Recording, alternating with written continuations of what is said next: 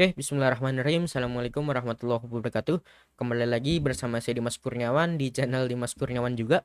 Jadi pada kesempatan kali ini intinya adalah saya akan men-setup router mikrotik untuk di rumah saya dan saya akan membuat beberapa video ke depannya. Saya buat playlist jadi untuk setup router mikrotik.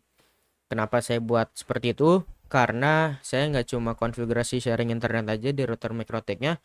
Kedepannya saya akan coba setup hotspot server, kemudian saya setup port forwarding dan VPN server. Nah, itulah kenapa saya membuat beberapa video agar materinya itu lebih terfokuskan. Oke, lanjut. Pertama-tama saya akan coba menjelaskan masalah atau latar belakangnya kenapa saya setup router mikrotik.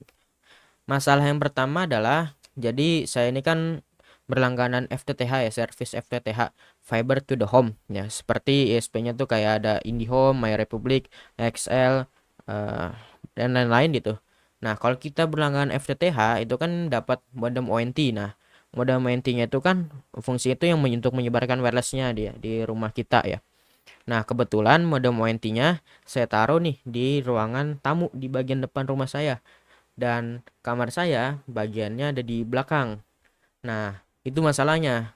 Ya, karena wirelessnya itu sinyal wirelessnya nggak mencakup seluruh ruangan. Di kamar saya yang di belakang ini cuma dapat satu bar, kurang maksimal aja kayak gitu. Dan saya ingin memaksimalkan sinyal wirelessnya. Oke, dari masalah yang pertama ini mungkin teman-teman udah dapat bayangan nih. Oh, berarti router mikrotiknya untuk dijadikan extend WiFi. Jawabannya justru tidak. Kenapa enggak? Lah kan kena router mikrotik udah ada apa?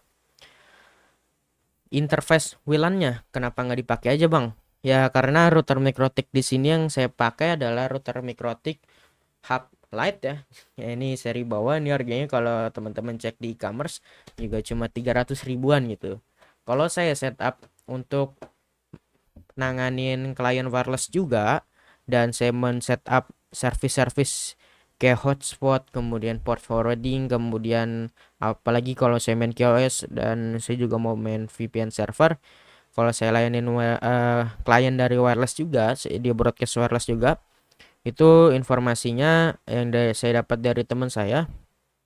Kadang usernya tuh mental-mentalan kayak gitu, jadi kurang maksimal. Nah, oleh karena itu saya juga tetap membutuhkan akses point tambahan untuk menyebar sinyal wirelessnya. Oke, masalah yang kedua adalah modem ONT fiturnya itu tidak se-advance router mikrotik ya. Di router mikrotik kita bisa melakukan firewall yang lebih kompleks. Kemudian kita bisa manajemen bandwidth juga, kita bisa bikin VPN server, kita bisa apapun itulah. Intinya lebih banyak fiturnya dibandingkan dengan modem ONT bawaan. Oke. Dan yang ketiga ya karena saya dapat router mikrotiknya sih. Kalau saya nggak ada router mikrotik, saya nggak bakalan bikin. Oke. Lanjut, materialnya apa nih yang kita butuhkan? Jadi material yang kita butuhkan yang pertama adalah kabel UTP ya. Kita membutuhkan kabel UTP, kemudian kita membutuhkan router mikrotiknya udah pasti dan akses point tambahan serta laptop ataupun PC untuk men-setup router mikrotiknya kayak gitu. Oke, adapun untuk topologinya saya akan coba share screen ya sebentar. Nah, untuk topologinya nanti itu kurang lebih seperti ini. Kita di draw IO aja.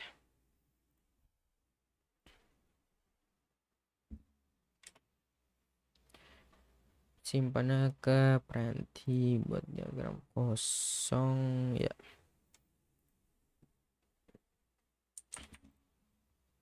It's oh sorry.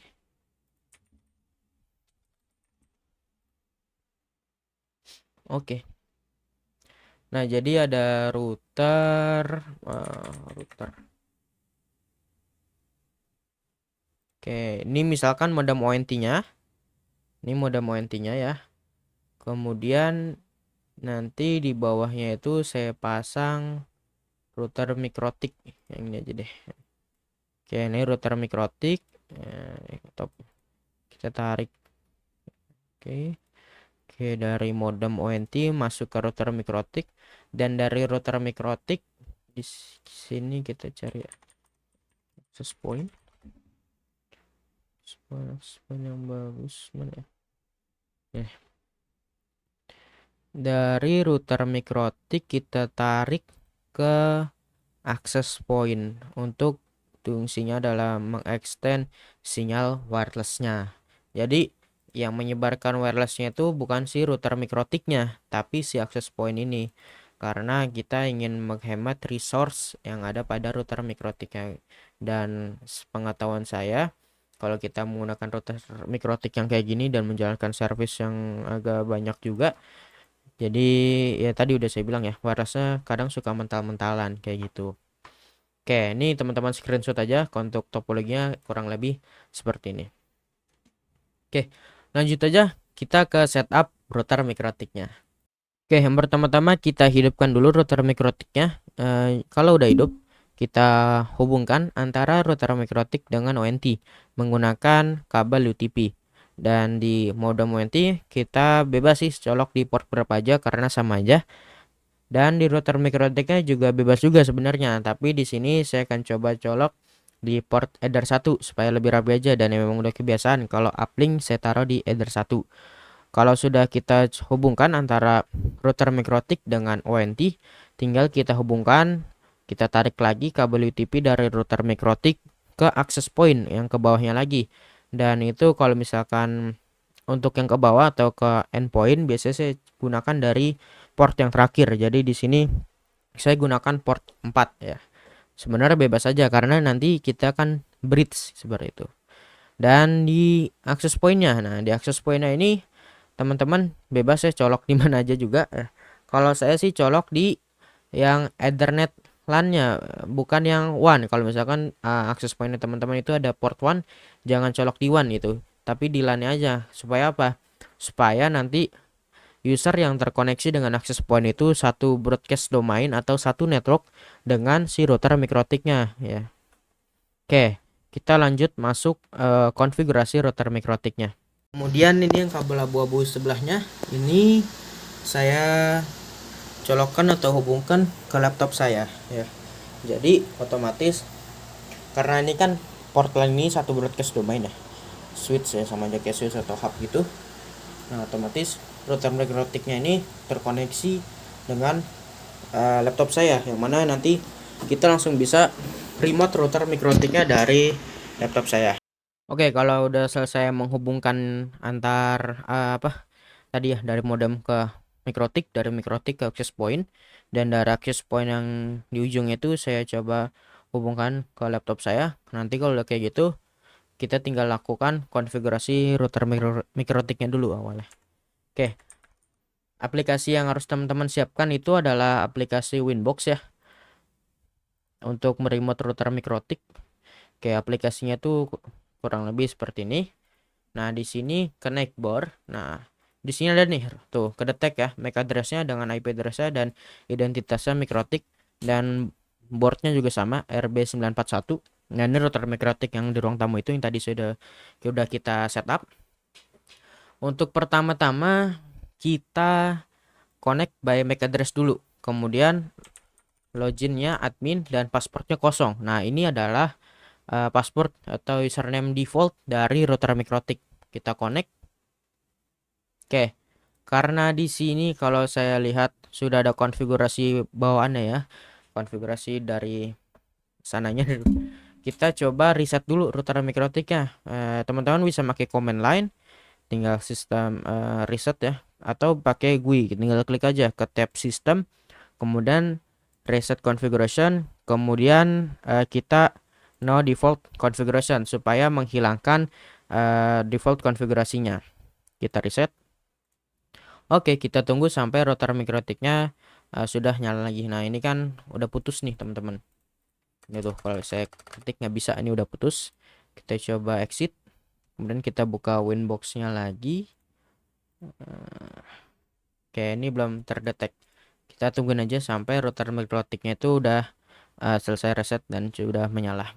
Oke, kalau misalkan router mikrotiknya itu udah nyala, nanti di tab neckboard ini bakal muncul lagi nih MAC address-nya. Kita coba konekin lagi.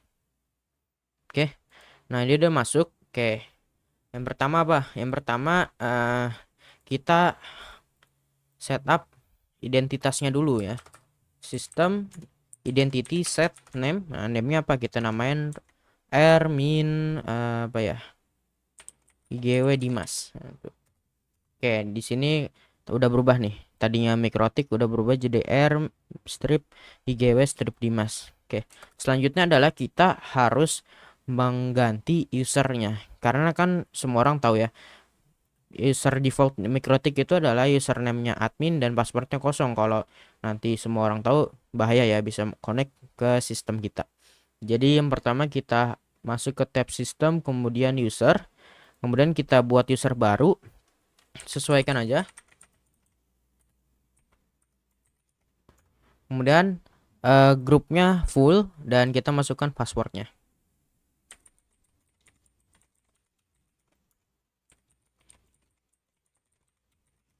Oke, kalau udah oke. Dan di sini saya prefer itu menghapus username admin supaya orang-orang itu nggak tahu gitu username-nya dari router Mikrotik kita ya. Jadi dia nggak bisa untuk mencegah serangan brute force juga nih. Kita hapus aja adminnya.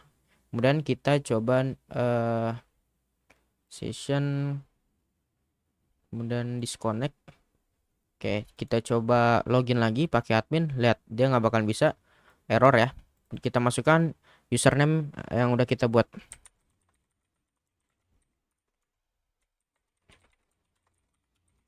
Oke. Oke, udah berhasil masuk dari username yang baru kita buat ya. Selanjutnya kita akan setup IP address untuk ke arah modem ONT-nya. Kita klik tanda tambah, kemudian masukkan IP-nya. Sebenarnya kita bisa memasukkan secara statik ataupun dari DHCP client ya, karena di modem ONT itu dia udah ada service DHCP servernya. Kalau di DHCP client kita tinggal klik tanda tambah, kemudian interface-nya kita pilih yang Ether 1. Oke, itu langsung muncul, langsung dapat IP bond, itu langsung bond. Kita dapat IP 115. Tapi saya nggak mau pakai DHCP client karena kalau DHCP itu sewaktu-waktu IP-nya nanti bisa berubah, dan karena saya ingin supaya statik gitu routernya, IP dari routernya tinggal berubah-berubah ya, kita masukkannya secara statik.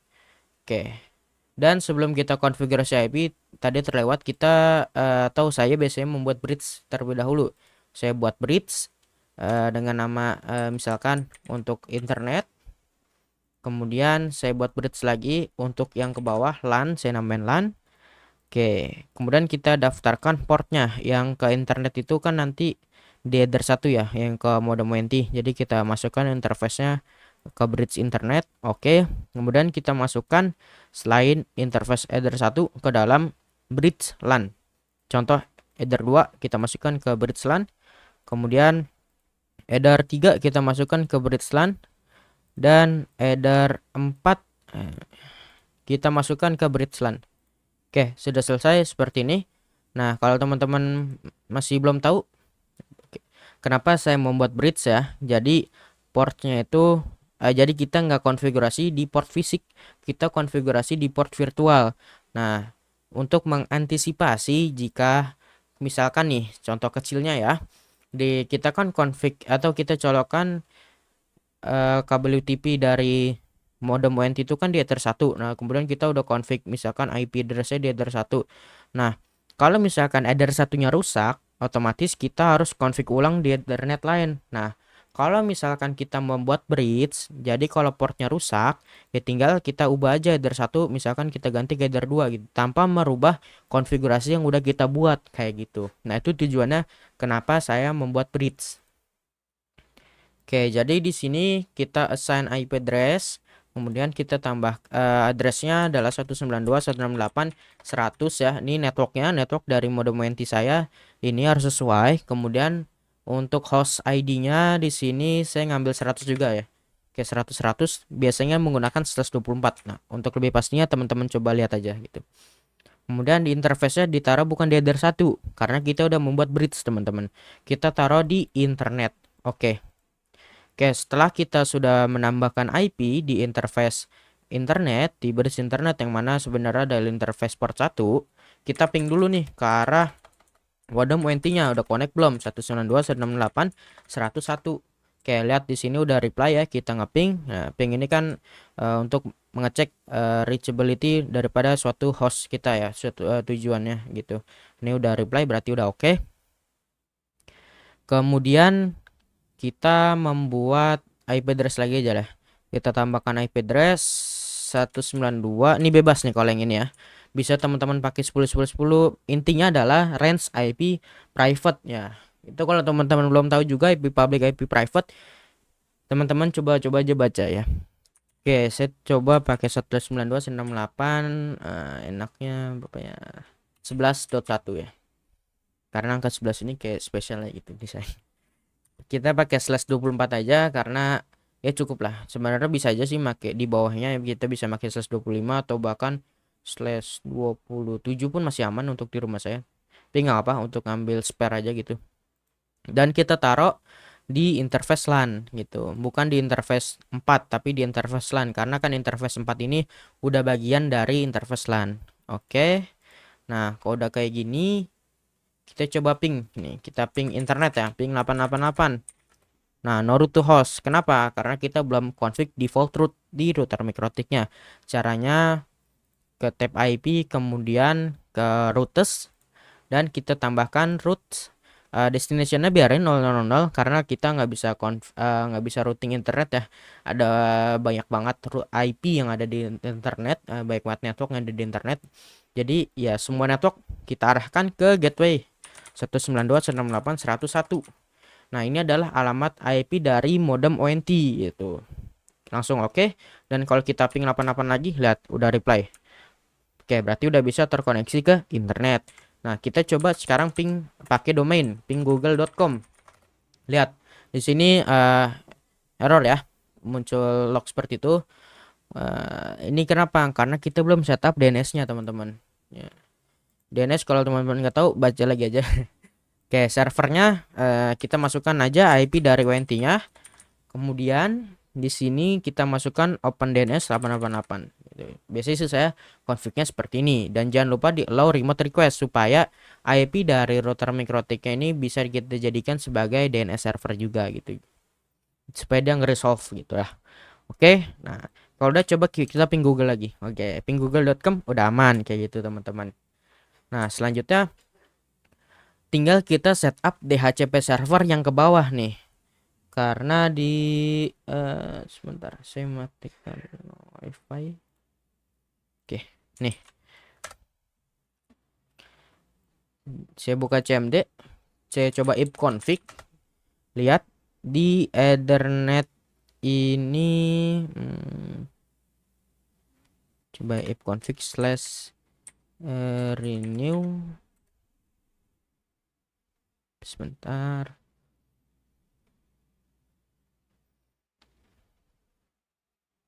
kita tunggu.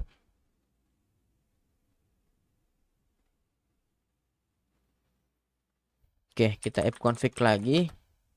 Wih, udah dapat ya di google.com. Nah, ini nggak mau nih. Sebentar, harusnya connect. Apa ya, jangan-jangan dapat. Sebentar ya. Oke.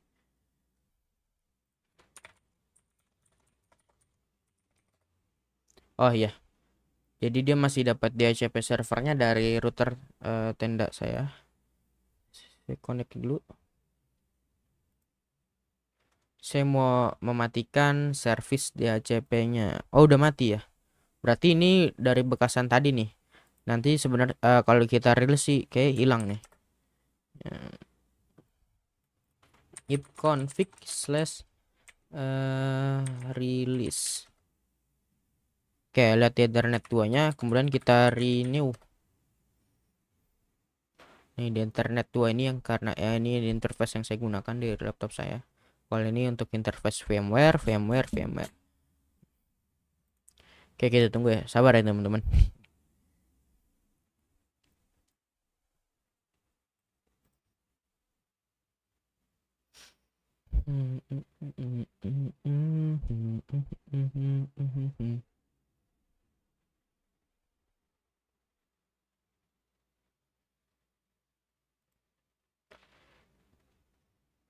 lama juga ya. Nanti kayak dicepetin aja deh, potong.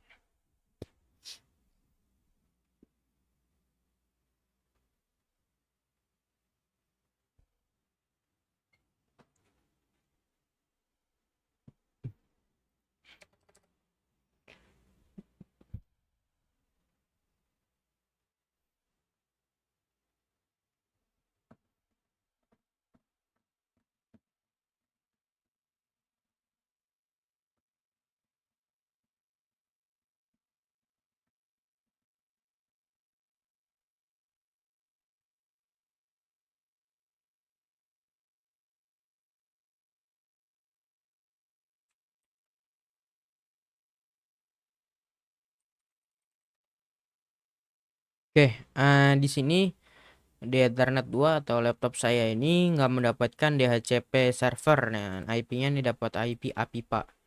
Oke, karena kita kliennya nih biar supaya dia nggak config secara statik ya IP-nya. Nggak mungkin kan kita connect WiFi nih, connect ke WiFi, kita config IP-nya dulu. Itu kan nggak mungkin ya.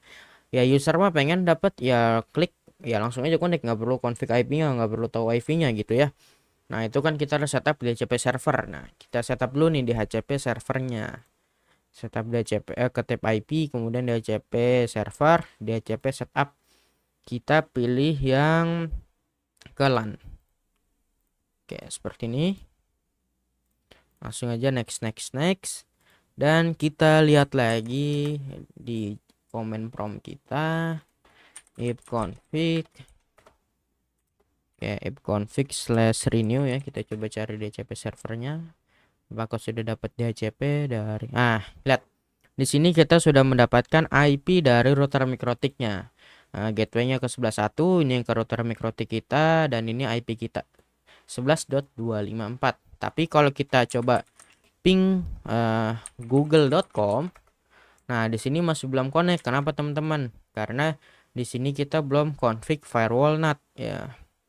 Karena kan IP kita IP private nih, nggak ada di internet. Nah, kita harus config firewall NAT. Untuk sharing internetnya tuh intinya di sini di firewall, kemudian tab NAT, klik tanda tambah, kemudian change-nya source NAT karena kita yang mengganti field source IP gitu, source NAT. Dan yang penting adalah diode interface-nya. Kita pilih yang internet ya, bukan ke header 1 tapi internet.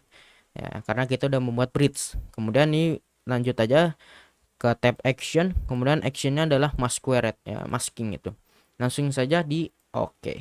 Oke, sekarang kita coba ping google.com lagi, teman-teman. Lihat, di sini kita sudah bisa internetan. Oke, itu dia. Kita sudah berhasil mengkonfigurasi router mikrotik untuk sharing internet. Oke, kalau kita sudah berhasil melakukan konfigurasi sharing internet di mikrotik, selanjutnya kita akan setup untuk akses pointnya. Oke.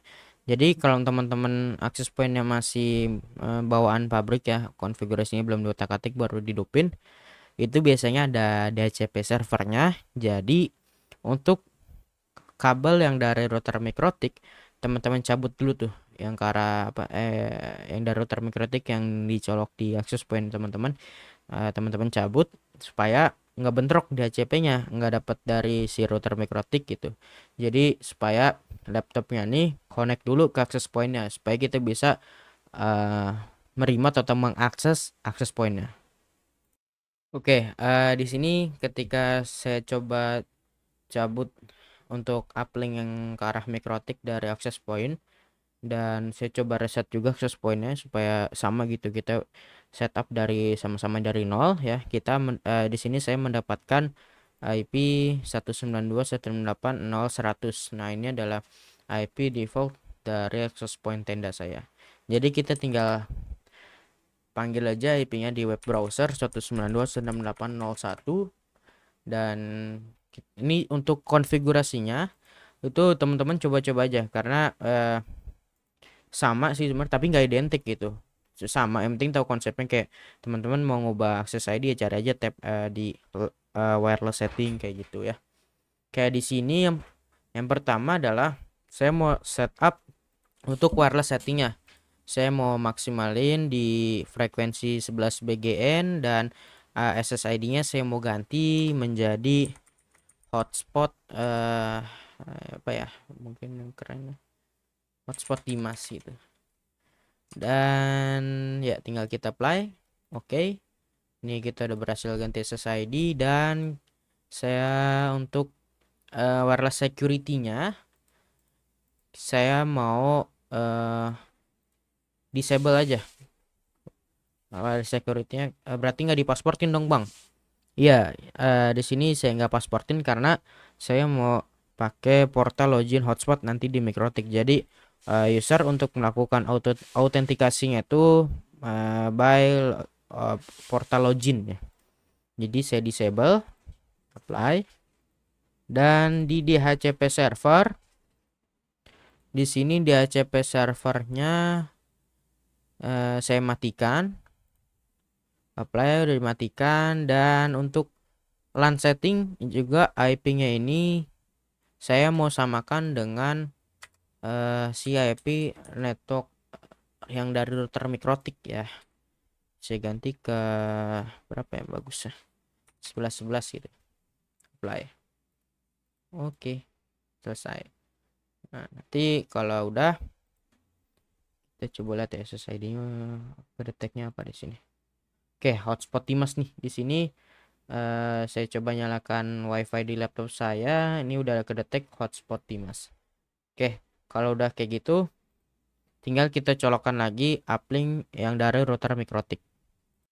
Oke, ketika saya coba colokkan lagi uplink atau tarikan yang dari router Mikrotik ke access point, di sini saya sudah mendapatkan IP lagi nih dari router Mikrotik, ping google.com, udah bisa internetan. Kemudian ping 192.168.11.11 si access point ya. Kok belum keganti? Kita coba cek ya. Tetap bisa akses nggak nih?